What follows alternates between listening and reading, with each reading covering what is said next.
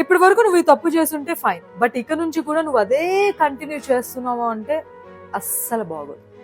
బాగుంది నీ లైఫ్, నువ్వు బ్రతకడం బాగుంది, కానీ నీతో పాటు నీ లైఫ్ నువ్వు ఎలా బ్రతకాలి అనేది అవతలకి ఒపీనియన్స్ ఉండడం ఇంకా ఇంకా బాగుంది. It is very common. నువ్వు ఎలా బతకాలి అనేది నీ ఫ్యామిలీకి, నీ లైఫ్ పార్ట్నర్కి, నీ ఫ్రెండ్స్కి, నీ కొలీగ్స్కి, నీ రిలేటివ్స్కి అండ్ నీ సొసైటీకి కూడా ఒక ఒపీనియన్ ఉంది. ఈ భూమి మీద ఉండే ప్రతి ఒక్కరికి నువ్వు ఎలా బ్రతకాలి అనేది కూడా ఒక వర్షన్ వాళ్ళు క్రియేట్ చేసేసుకున్నారు. అండ్ నువ్వు ప్రతి ఒక్కరి వర్షన్ మ్యాచ్ చేయాలి అని అనుకుంటే అది ఎప్పటికీ మిస్ మ్యాచ్ అవుతుంది. అండ్ అంత టైం నీ దగ్గర అస్సలకే లేదు. నీకున్నదే ఒక్క లైఫ్. ఈ ఒక్క లైఫ్ నీ కోసం బ్రతుకు, నీకు నచ్చినట్టు బ్రతుకు. అంటే ఇలా చేయడం వల్ల నువ్వు వాళ్ళకి ఏదో ఎగ్నిస్ట్ అనో లేదంటే వాళ్ళకి నువ్వు విరుద్ధంగా ఏదో చేస్తున్నావు అనేది కాదు. ఇట్స్ నాట్ సంథింగ్ హార్ష్గా చెప్పడం కూడా కాదు.